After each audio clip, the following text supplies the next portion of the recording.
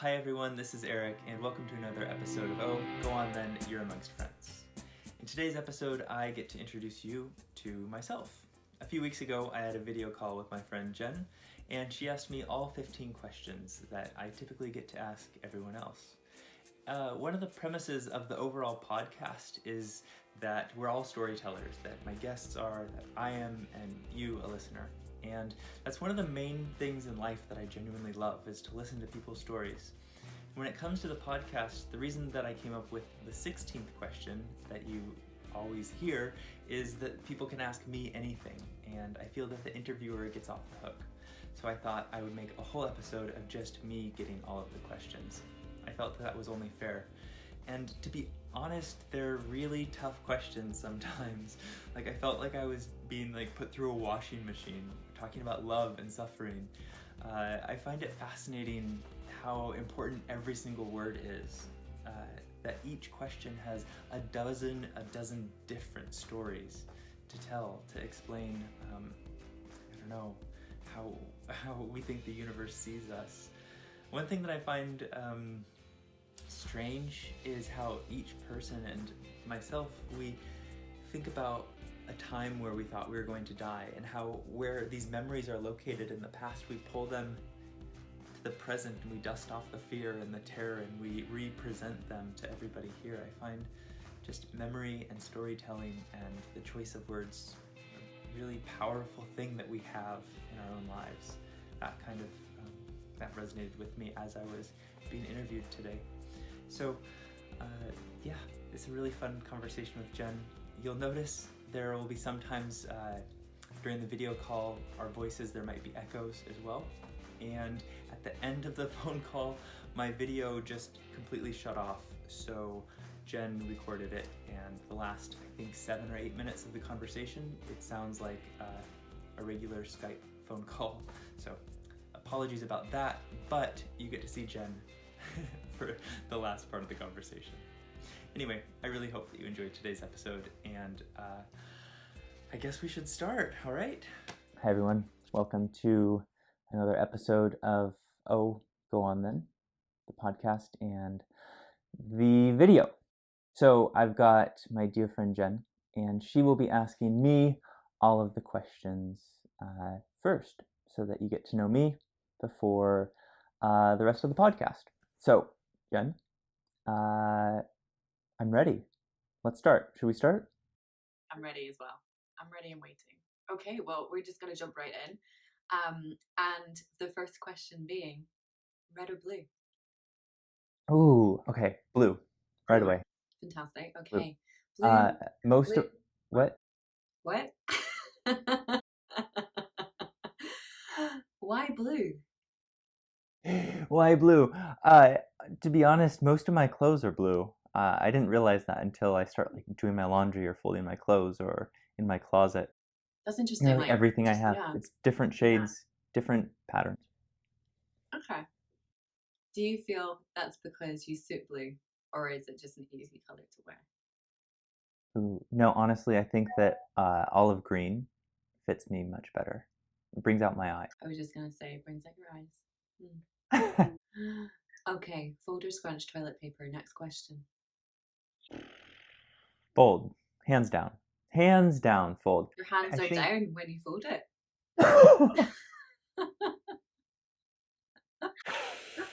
Fortunately, yes, they are. Didn't see that coming, did you? Didn't see it at all. I used to scrunch. Probably I don't know, when did that half my life. transition occur? I thought there must be a better way, you know? Mm-hmm. There often is. Yeah. I think I don't know. I thought, could this get any better? How many ways can you do this? I thought fold. I wonder as well if it's a sort of reflection on the time that we spend on the loo, you know? I don't know where In what way? is, but I imagine that when we're younger, and I'm not saying that you're old because you're the same age as me, but when you're younger, you just want to get in there, do your thing, and get out, right? I've got other places to be. Right. I need to run outside. Whereas now, Got to go play. it's actually quite a welcome rest, you know? It is. I don't know, it's a thought. On that note, let's move on. Big spoon or little spoon? No, here's the thing is that I'm 6'5", so I think by default I have to be the big spoon. But I mean, there are times where I want I want a little spoon, but it's kind of like an Ewok on my back, and I can't have that, you know. It's kind of terrifying at times. Just like get off, you know. Totally. I mean, they typically aren't that hairy, so fortunately. And therein lies the question as well, big spoon, little spoon, big fork, little fork. There's a whole range of utensils.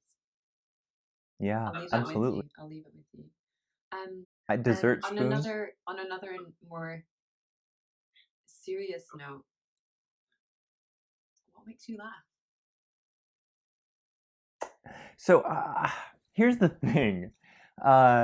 There's two things. One, if I have friends, if what do you mean? no. So We've I would reached say this that far in our friendship. You're questioning its validity. Wow. Okay. Some other questions apart from these 15. I know we could go down a rabbit hole. So I know many people in my daily life. I interact with them, and I do laugh. Honestly, I thoroughly enjoy people, but there's a very few amount of people who genuinely make me laugh so hard. And honestly, you're one of them. Hands up. I know. Woo! Mm. What makes me laugh though about like you and I have a couple other friends. Like Adam very as well, right? What? Another friend we know, Adam, also makes you laugh Yeah. a lot, right? Yep. Whenever I think about him, I just smile. I just smile.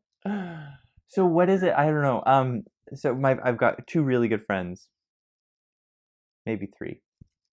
But also I laugh with myself. I don't know if you've ever caught me just standing there by myself. I think you did when we were at the tube station in South Kensington, and I was just laughing. A man So who had just, I can't remember what he'd done, but it was funny. somebody walked by, and I don't know if it was, yeah. Anyway, I actually can't remember what you did, but I just remember seeing you smiling by to my, yourself, and I thought that's nice. yeah. Okay. Let's go. Okay. That wasn't a So definitive what answer. makes you laugh? It's more people, specific people.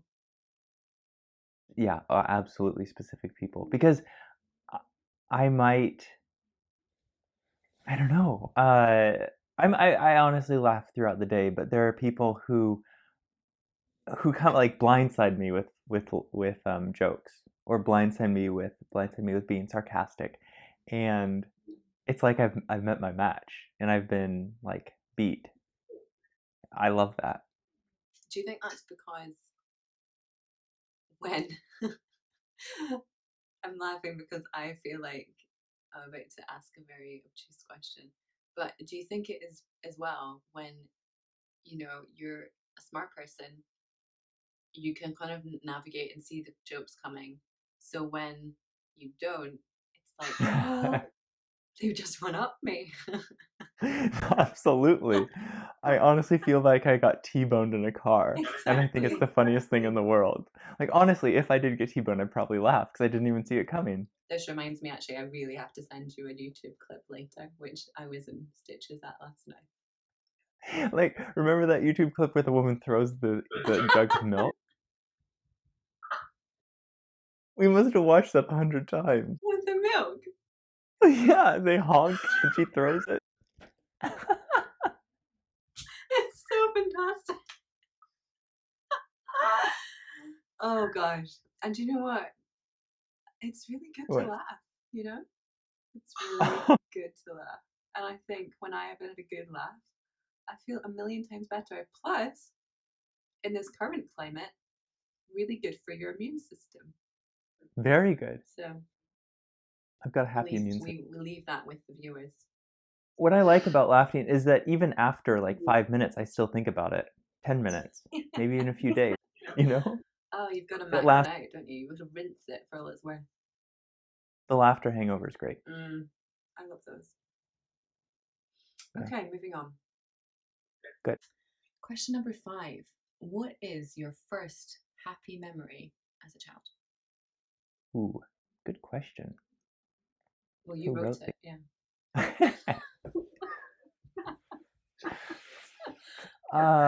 So I think it was when I was 4, I had a birthday party, and we were camping. We were camping in Eastern Washington, and it's like I've got a July birthday.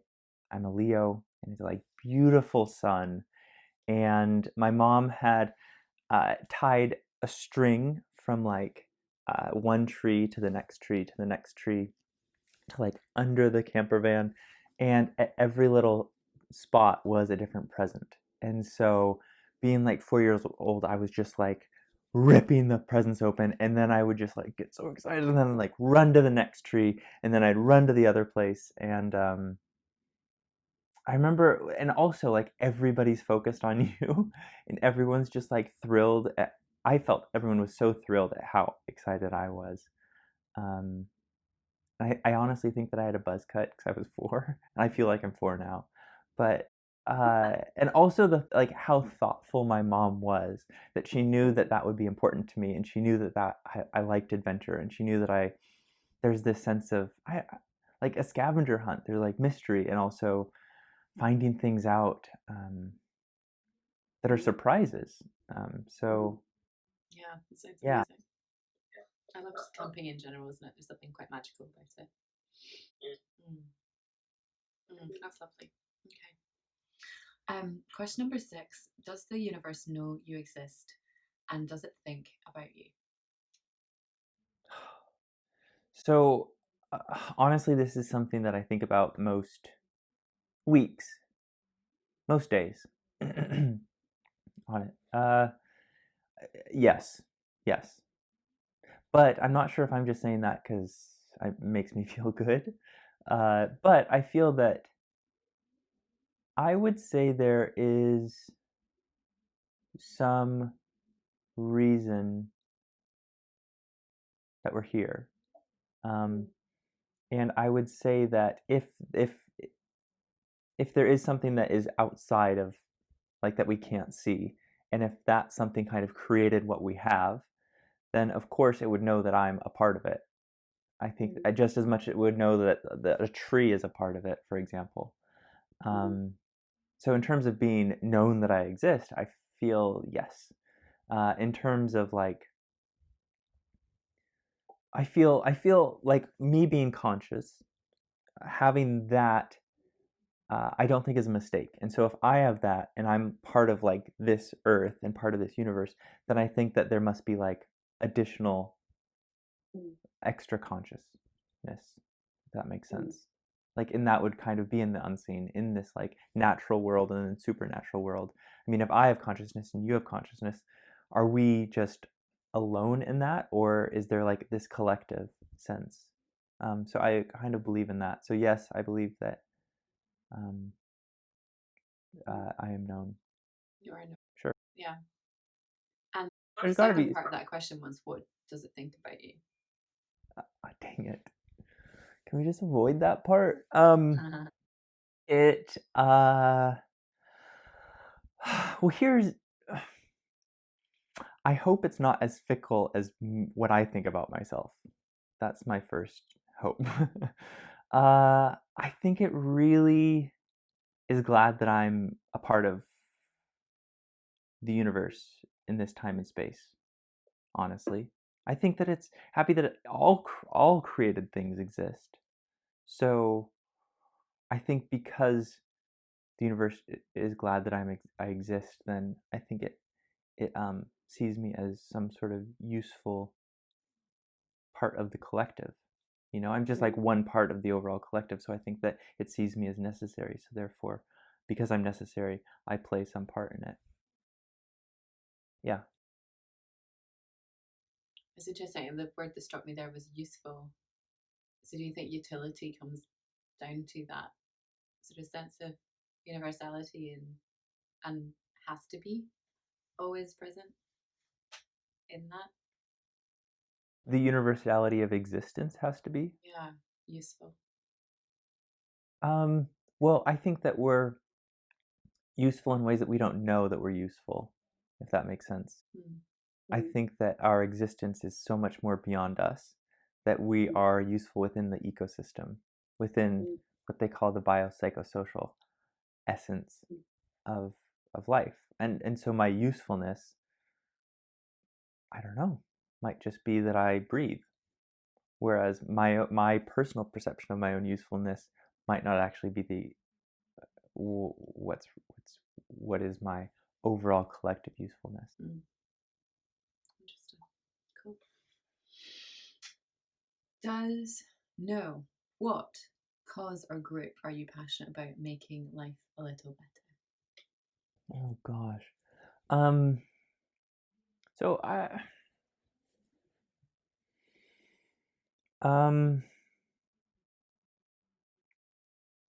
honestly, I've always worked with, not always worked, for the last 6 years, I've worked with people that have been displaced from their homes, from war, persecution, religious persecution. And I see, so I guess people that have been displaced, involuntarily dislocated, refugees, asylum seekers, internally displaced people. I'm really passionate about them because I feel that they have felt a sense of not being safe, not being valued within their territory where they're from, in the sense of like not being valued, not being safe, and then like told that they have to leave and forced out of that. It's kind of like the ultimate sense of rejection, I guess, from a place that should be accepting, I guess. And so that those kind of parts of their experience, in a very different way, I've felt those as well. I think that that's not extraordinary to feel a sense of not being valued or rejected or unsafe, albeit in an incredibly different way. So when I know that that exists in, it just exists, then I feel that there can be a deeper connection to that. So that would be a people group that I want them to know that they're valued and safe and respected, and that if they are persecuted because of their ethnicity or religion or political ideology, like that, that's not what we're here to do. We're not here to like hate other people, and so to be hated for something that's so essential to yourself, it blows my mind, and I just want them to know that they're loved and valued, I guess. Yeah. What are two positive qualities / adjectives to describe yourself? This is question number 8. Gosh, I feel like I'm being put through the washing machine right now. These questions. Don't you wish you had a glass of wine? I know. I literally just have water right now. A cool glass, though. My sister gave it to me. Oh, I was observing that earlier. It's lovely. When I say glass, I mean mug. That was my way to avoid this question. Yeah, that was Um, an avoidance. It was seamless. Just so two. Compassionate. I think compassionate. I would say that because compassion is just this deep sense of like empathy, listening, feeling what's going on, but also just being there, not offering any advice, not offering any sense of like I can solve this, but just kind of being there. I feel that's how I would perceive, like describe compassion. It's compassionate. What? You're good at that. Yeah. And the second one is 2.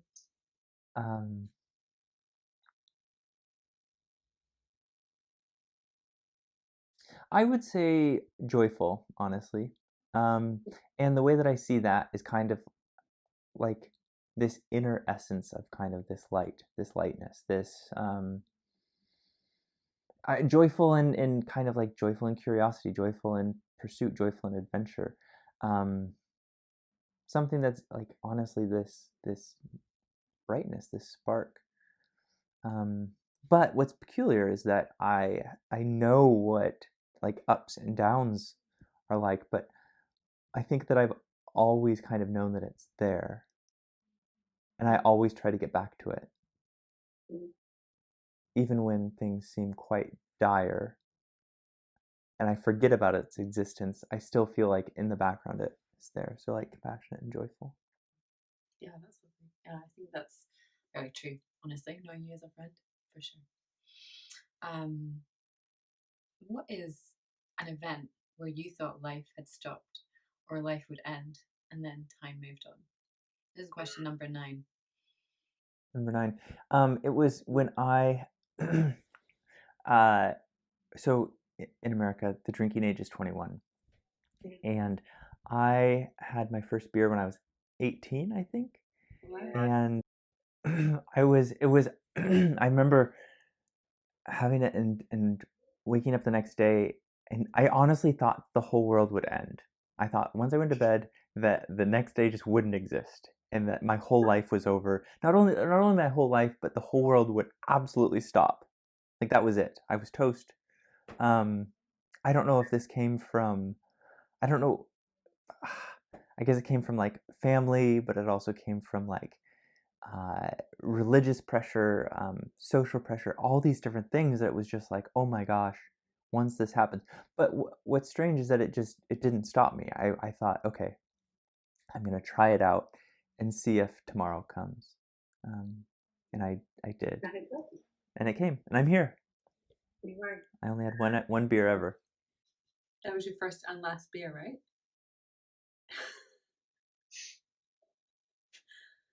I didn't want to risk it. I thought one chance. You don't want to be playing around with that world ending thing again. So. That devil's water, gotta get rid of it. It's true. I mean, you don't want to dabble in that thing too long, so that'd be a lesson to your kids. I don't know why I'm putting on some sort of American accent. I'm gonna chill that out a little bit. Please have it be more Question number Scottish. 10. Love and suffering are said to be the greatest of our teachers. What has each taught you? Oh my gosh. Let's start with. Let's start with. Should we start positive Yeah. love, or should we Yeah. start with suffering? What do you think? Yeah, I was gonna say love. Help me out. Okay.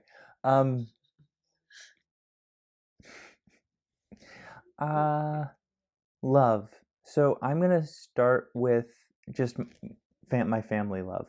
Honestly, probably because I'm single.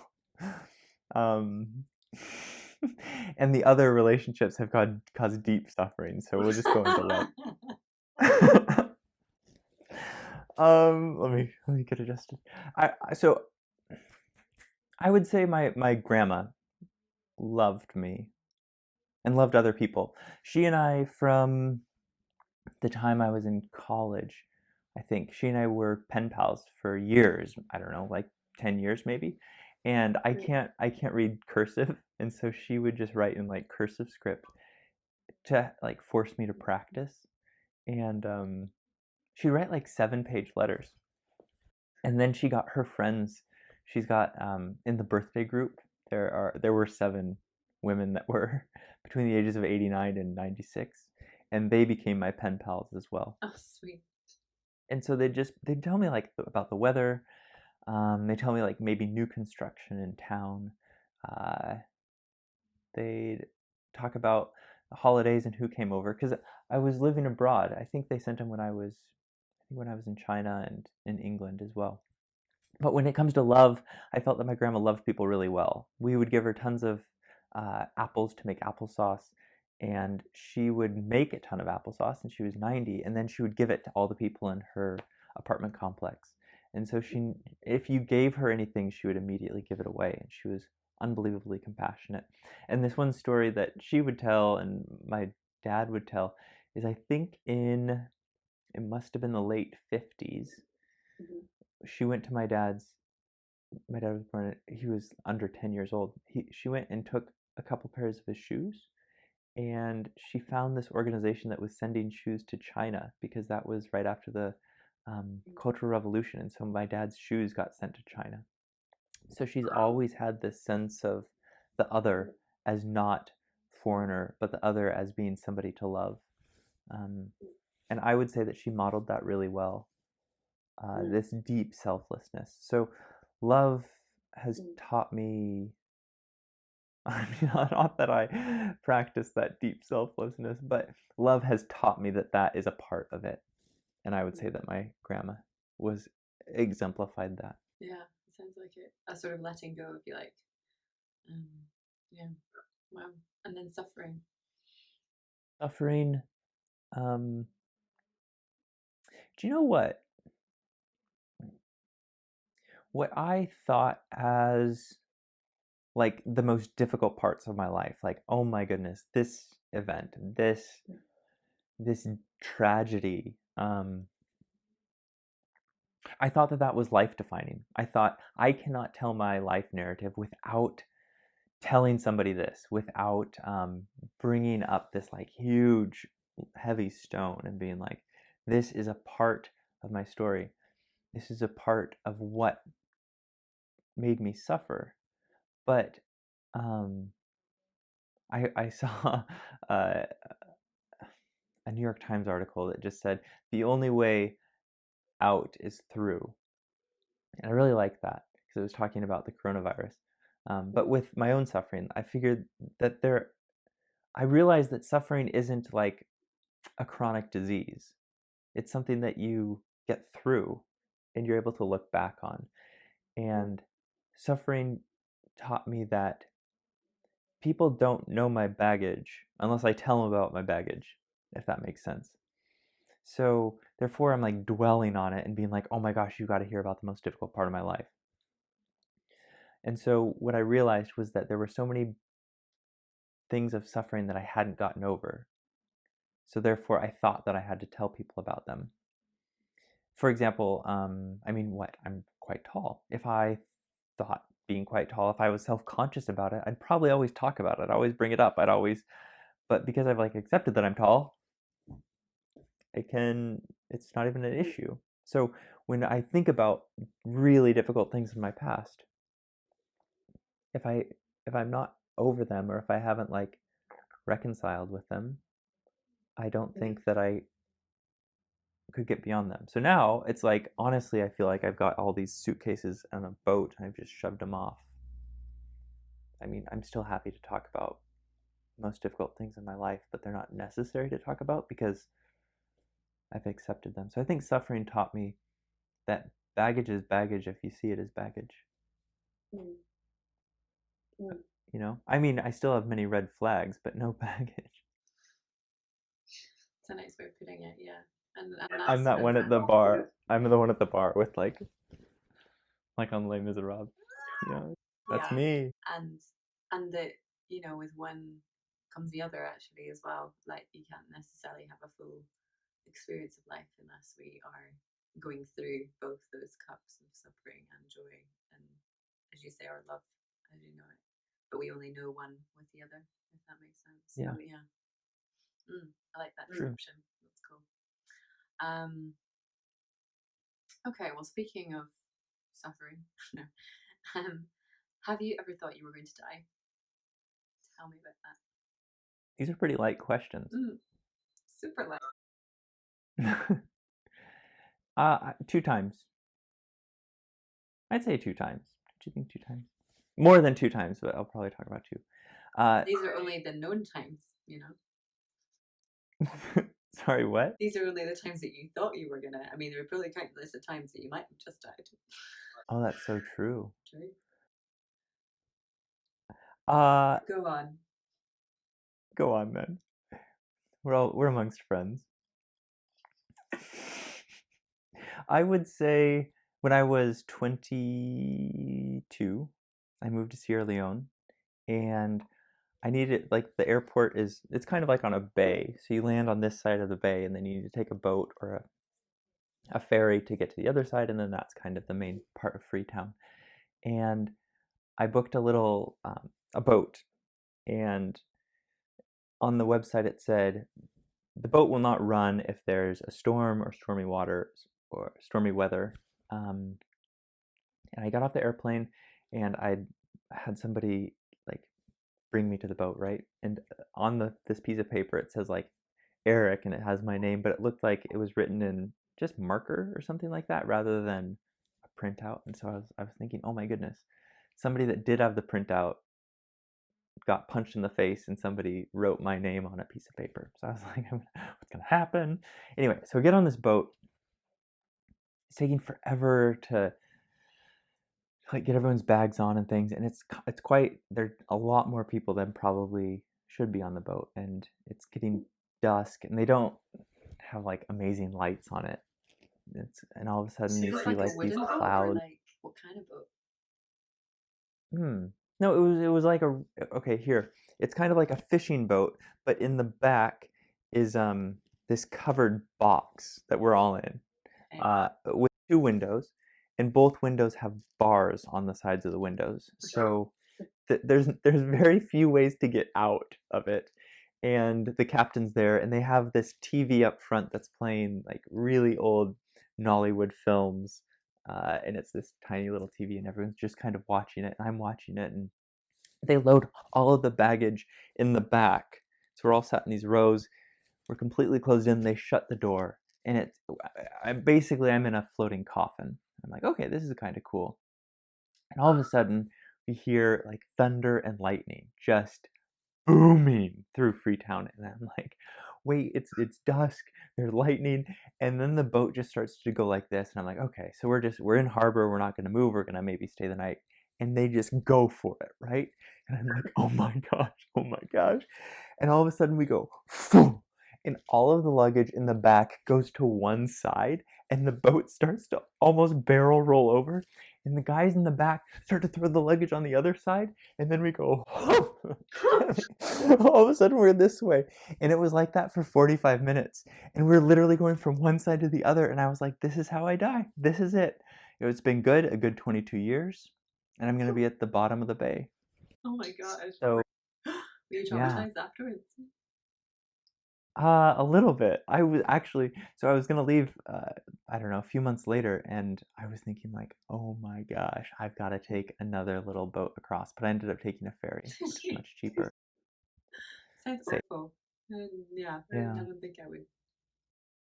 I don't think I'd be doing that. You said there was The two other things? story, You sorry, said there was two things. What was the other thing? the other thing, when I was no, not when I was 13, when I was in 2013, I was. In 2012, I had just come back from the jungle. I was living in Bolivia at the time, and I was like, "Ah, I love this." And I moved back to Seattle, and I was working at a public relations firm, which was it was okay. I mean, there were parts of it that I enjoyed, and then I started working at another company that I just did not enjoy. And I think that this was kind of on this, I don't know, on the back of years of precarious mental health. Sure, we'll just call it that. And in March 2013, yeah, I told my brother that I was like pretty depressed and that I was like somewhat suicidal. Is that somewhat suicidal? And he was like, "All right, well, why don't you call me if you're ever gonna kill yourself, like before you do?" And I was like, "Okay, that's like a nice little courtesy call." So I the week before I didn't call him, but I started to cut my veins, but it hurt too bad, and so I stopped. And it was like, oh, there was like blood. I hate blood and I hate pain. So maybe that's probably why I chose that method. So it was kind of like this safeguard. So I got like midway down my arm and I was like, so definitely not like too much to cause too much, to kill myself. So I stop, I bandage myself up, and everything's fine. And then the next week, I was like, all right, but this time I'm gonna hang myself. So I get in my closet. I lived in this basement that I had to like duck. So my closet wasn't very high, and I like get everything set up in my closet to hang myself. But before I'm like, all right, I didn't call my brother last week. I'm gonna call him this week. So I call him and I'm like, hey, just want to let you know, I've got everything ready and I'm gonna hang myself now. And I honestly didn't think that he was gonna say stop. I thought he was gonna be like, cool, thanks for calling me. I appreciate it. That's all I asked. And he traps me on the phone and he starts to like ask me like, why are you gonna do it? Like, how long have you been thinking about this? Would you like to come over? We can have some tea and we can chat more about this. And I think that'd be really nice. And so I went over to his house and I was like, I was crying and it was not the best time of my life. And he drove me up. No, I think my mom came down and picked me up. They lived about an hour away. So my mom came down and picked me up. And I don't think he told her why I was having like an absolute breakdown.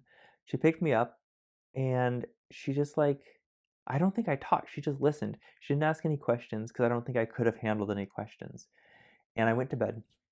And the next morning, she woke up and she is like, do you want to go to the beach? And so there's this little kind of like place in the San Juan Islands near us. And we just went for a hike and we'd walk and then I'd sit down and I'd cry. And she'd wait for me to finish and then we'd stand up and then we'd walk along the beach. We'd look at rocks and then I'd sit down and cry. Probably, I don't know how long we did that for. Long enough until I got all my tears out. And I don't, honestly, I could not have a conversation and she never pushed me for one. So I think that that's what I needed at the moment. And I don't know if she was like, oh, here are the right ways to help somebody who just tried to kill himself last night. She just was a brilliant, loving mother. Yeah.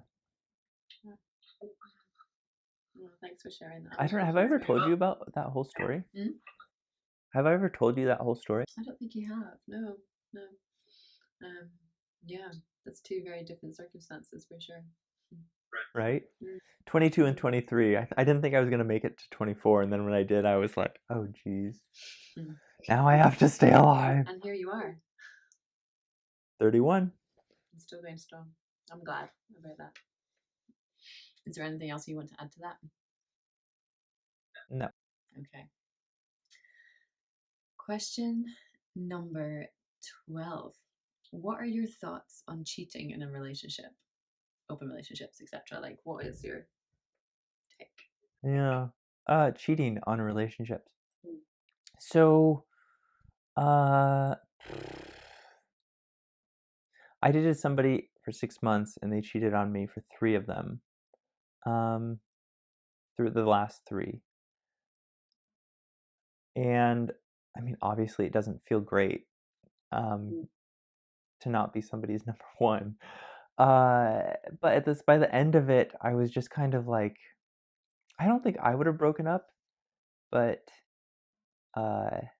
they did. And then I could kind of pin a reason on why we broke up, if that makes sense. So maybe I was a little bit devastated, but I was also trying to like force someone to like me who was incredibly avoidant. And it was like this cat and mouse game. So it got quite exhausting. So it's happened to me. They're married now, and that's great. We still follow each other on Instagram. I don't know why there's no hard feelings. Probably because I wanted out anyway, or because I've completely shut down my heart. But so here's thoughts on it. So bringing it back to the question. So I would have earlier said, "Oh my gosh, nobody should cheat on anybody. It's terrible." But 2 people that are really, really, really close to me, they're in their 40s. They both are. One was with a married man for 3 years, and I remember I was the only person that they could talk to about it. And so it's interesting when you know somebody, you know like all these different sides to them, but all of a sudden you have this whole other side that you're like, how dare you, how could you be the mistress, you know? But then at the same time, I saw her as with the entirety, and I saw um, the love that she could give and the love that she wanted, but she wasn't getting the love that she deserved. And I think that that was the most aggravating for me. So in terms of like, what do I think about it? I'm like, that sucks because there's lies being told all the way around. Like he's lying to his wife. The person I know is lying to herself, and that man is also lying to the person I know. And so that was a 3-year relationship, and another person has been in a 6-year relationship. And isn't that crazy? Yeah. So it does happen, but what's changed my mind, okay, so first I thought it was terrible.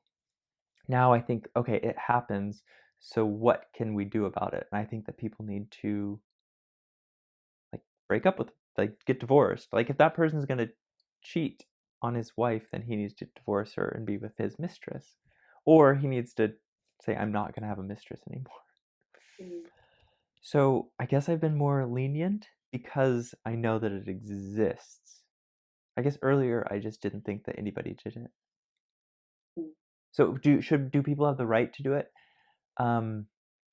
They need to be upfront with the current partner Mm. and say, I'm going to cheat on you. You suck. Are you Or, I mean, hold on. Yeah. If you have the guts to cheat on somebody, you should have the guts to tell them that we're no longer a thing. Mm. You know? So what I'm hearing is like it happens, but communication is key then to get out of that situation as soon as possible. Or Yeah. Because it doesn't even need to get to the point of cheating, honestly. It needs to get to the point of I'm not happy with the person that I'm with after 25 years of marriage. Like, ugh. oof, yeah, it's hard stuff. Yeah. But you have to tell the person that you want it. You should end it before you cheat, even if it's like a week after, which also is kind of dodgy. Like that still is probably more respectable. So you I don't think. necessarily. I think the question is, yeah, that's a kind of it's not advisable, or you wouldn't endorse it, but you know that it's for a reason. Yeah. I won't endorse it. I think that you should break up with the person that you're with before you even start to cheat. No matter how hard it is. Yeah. Okay. Interesting. Cool. I like this question. Question 13. 13. What's the career you never pursued?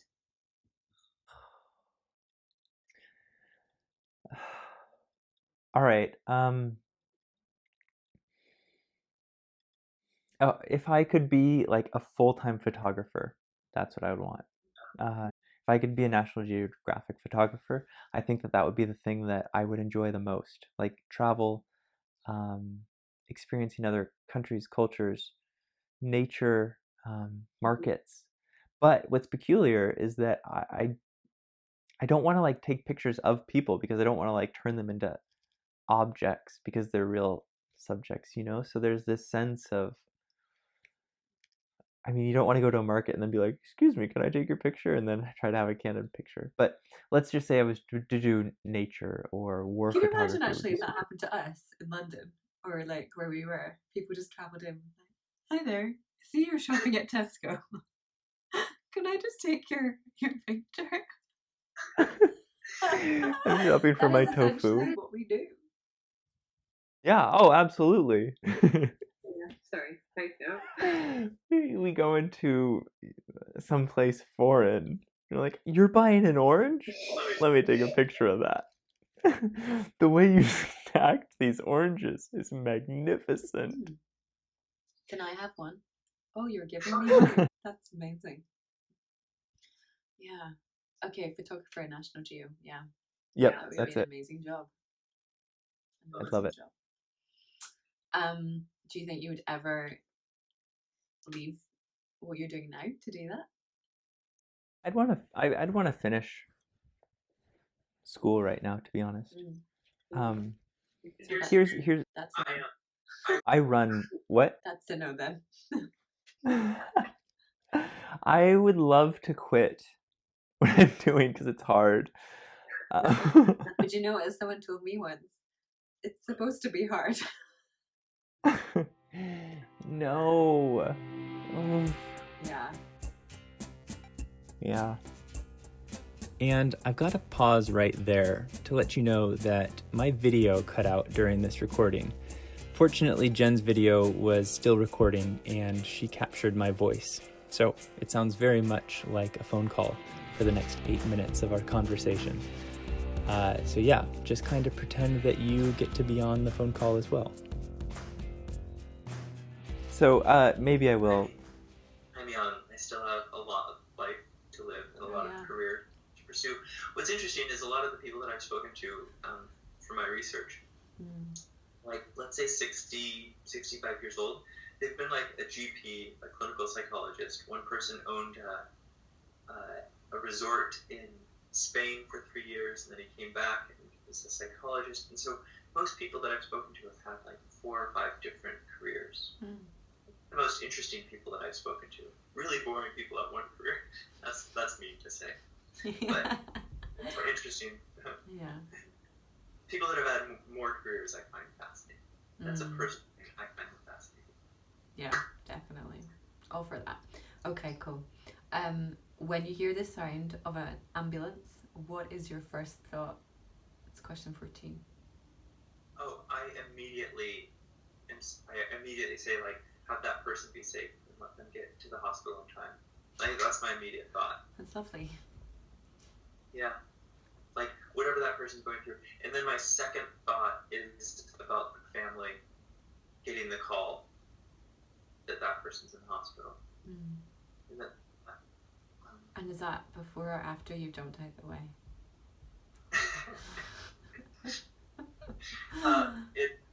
I think about, like, maybe I could join them and put my foot out and get in the ambulance with them and, like, what's going on? You just get the angle just right. I could be in that ambulance too. Save me an Uber as well, so yeah. Okay. Question 15, the last question for you. Who is someone who's helped you along the way? They might be near, far, they might be in heaven, they might be anywhere. You know that they've always wanted the best for you and cared about what you would be.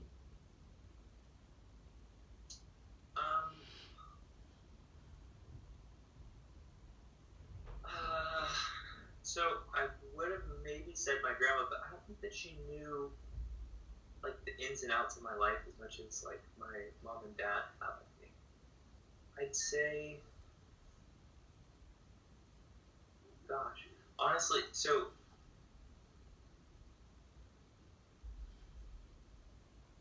I'm not sure if I want to say my mom or my dad. Can I say both? Yeah. I think that they wanted the best for me in very different ways, and I think they've sacrificed a ton just to make sure that I live a life that is kind and without like a sense of fear. I guess I'm going to use the word fear, like fear of not having enough food or fear of not having shelter. I've been in, like, I'm really blessed. They've helped me with going to school. They helped read papers so that I could university and stuff. But they've always, no matter what, have always wanted best. And when, like, honestly, if let's say that I'm sad and live around the world, my mom will know that, and she'll call, and she'll feel it. Hands down. That's cool. Yeah. Wow. You have completed your 15 questions. How does it feel? Honestly, it feels so emotionally draining. You know? Do you understand now how tired I was the other time? I felt so exhausted. Yeah. There's so much to think about after, because one question has 30 answers. Oh, totally. Yeah.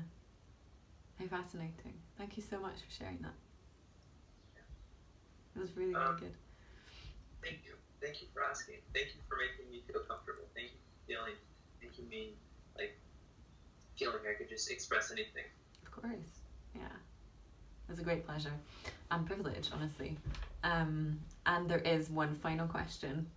Question 16. What question do you have for me? You said it sounded like you were a little bit nervous. Do you think? I know I'm more excited because I'm like, what's he going to ask? Well, no. I mean, the first question that came to mind is actually quite lame. Really? What is it? I'll just ask it because I don't want to take too much time to think of another one.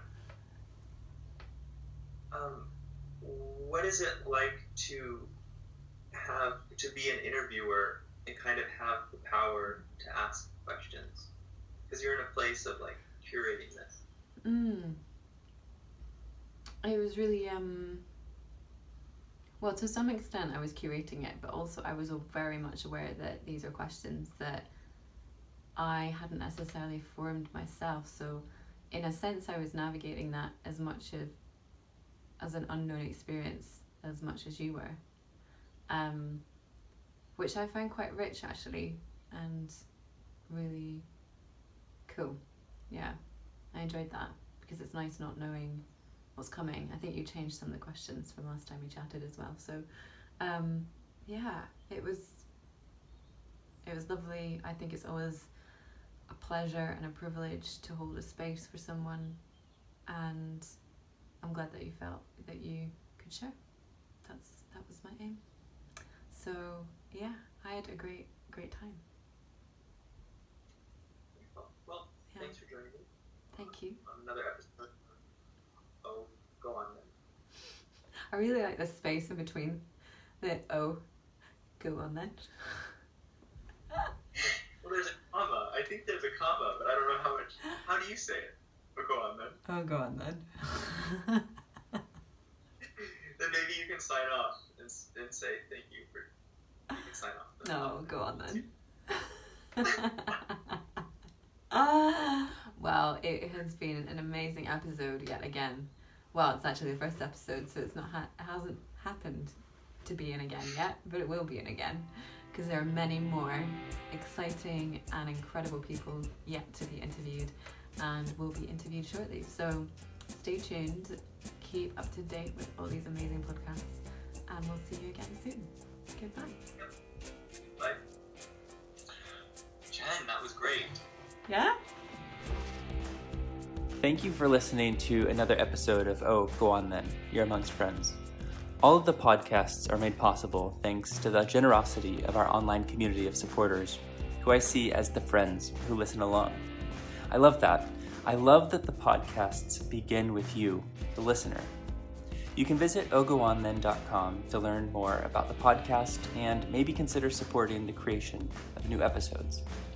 Anything counts. If you can't, I completely understand. I'm really grateful for the time that we have together. You'll find the link to ogoonthen.com in the show notes below. To all of you who listen and have been so encouraging, thank you, thank you, thank you. Could not do this without you. And I look forward to our next episode together.